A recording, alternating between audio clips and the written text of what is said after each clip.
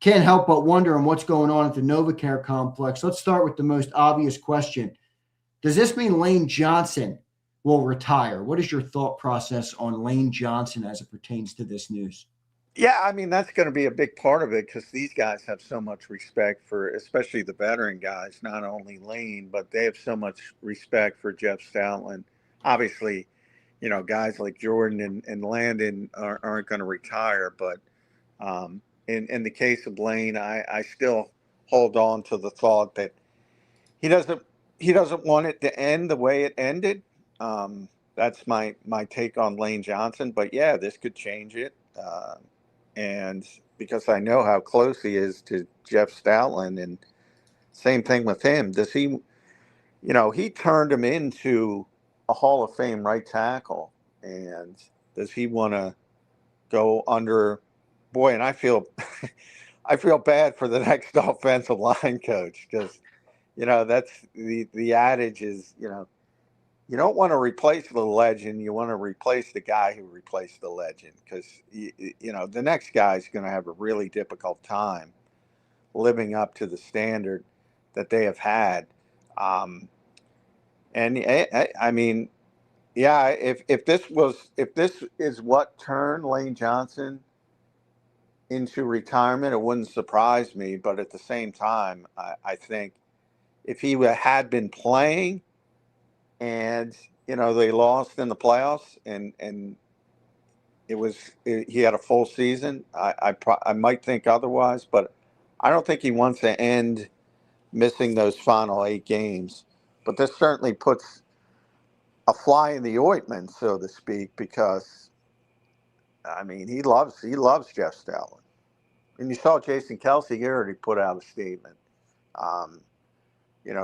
Those guys love Stout. Fred Johnson, backup player, he told the most moving story about Jeff Stoutland. Like he was bitter when he got here. The Eagles picked him up. He'd been cut in a couple places, and he was like at the end of his rope with his NFL career, and he was even said he was in a dark place. And Stoutland would push him and push him and push him and treat him like a starter, and he like, leave me alone. He said, what are you doing? And he didn't give up on him, and all of a sudden he got an opportunity and played pretty well, and he credits him a lot. So there's stories like that. Brett Toth is he's been a big champion of Brett, and he came through this year. So it's not only the stars, and there's so many All-Pros, starting with Kelsey and Lane Johnson, but also Brandon Brooks and Landon Dickerson developing that. I remember when and Stout got the PFWA, the Pro Football Writers Legacy Award for assistant coaches, and I was talking to him, and he read my story about it, and he mentioned, yeah, you forgot Brandon Brooks with all the All-Pros, and I told him I didn't forget him, Stout. He was never an All-Pro. He was just a Pro Bowl guy, and Stout was astonished. So he loved his guys, and it was back and forth. They loved him, he loved them, and it's going to be tough to replicate. It really is. It's going to be tough to replicate.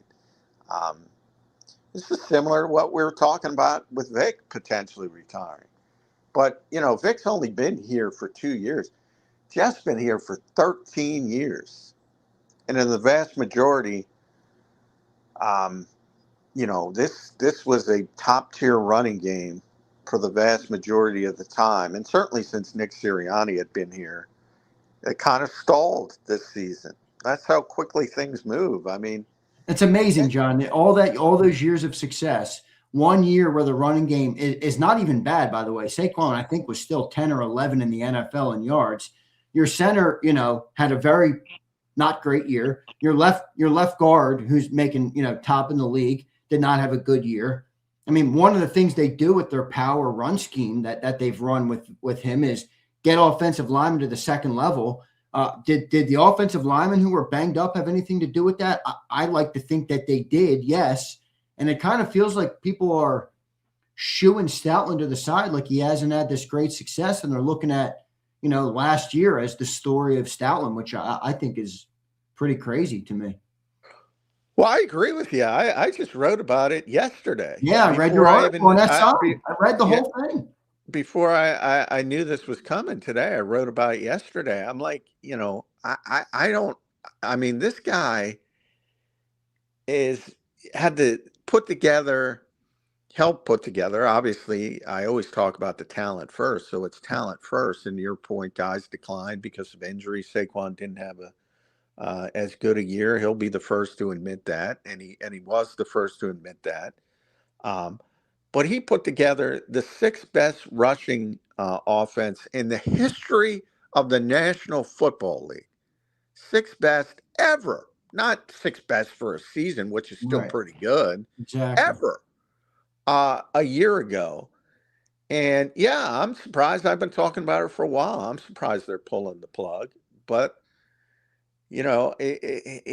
that's the frustrating part of the NFL is when you don't reach expectations.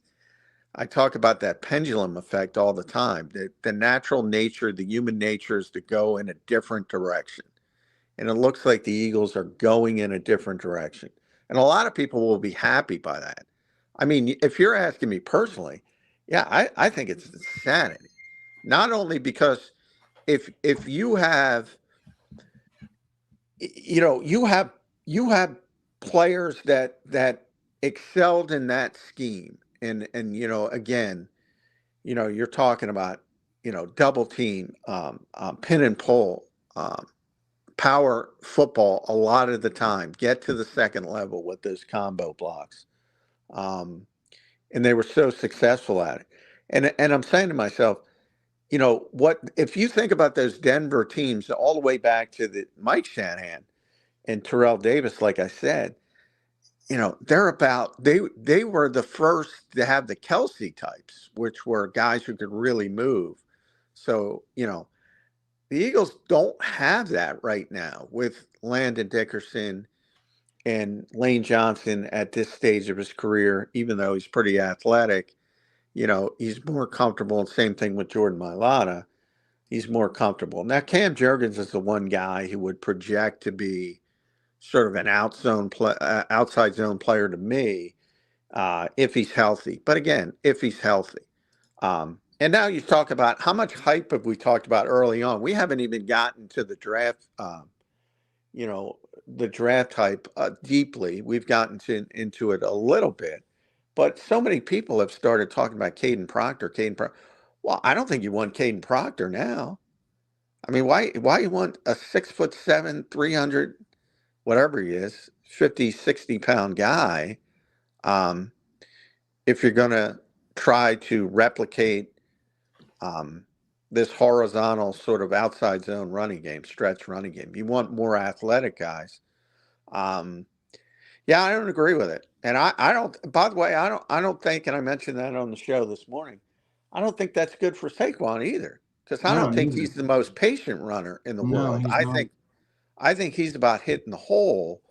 And if you block up everything, he's a home run hitter.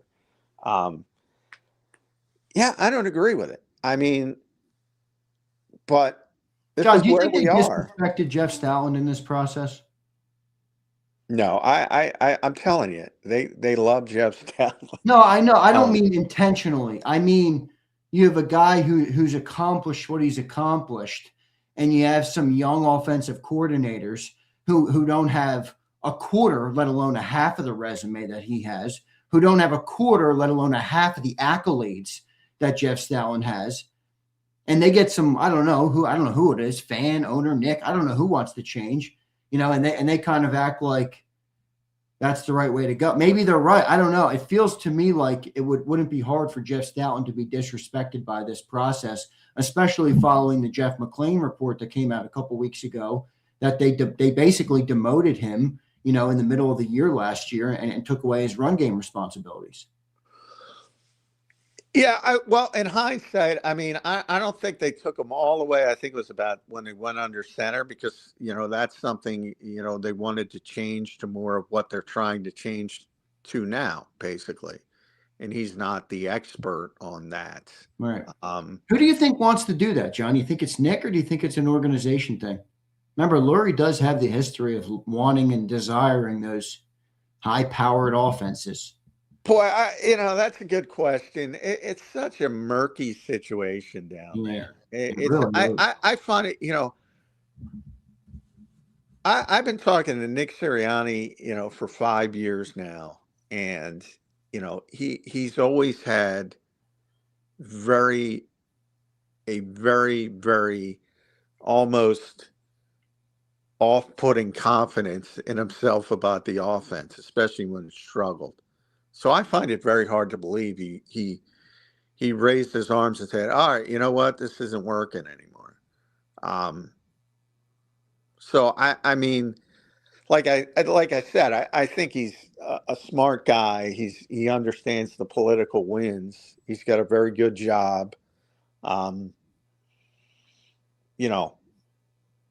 You can hold the line and say, "Nope, I'm not doing this," but then you might not have that very good job. So I don't believe I do believe Jeffrey Lurie has a big impact on things and how it's being steered. But part of it is a lot of people are just sick of watching that offense. And, in some ways, I'm with them because I've called it. So we've gone from scapegoat and coordinator. Let's scapegoat. We're sick of the ugly offense. It's all Jeff Stoutland's. It's all on Jeff Stoutland, right? Well, no, I don't. I know you're not saying that. You already fired the offensive coordinator. Not fired him, but demoted him. He's technically not gone.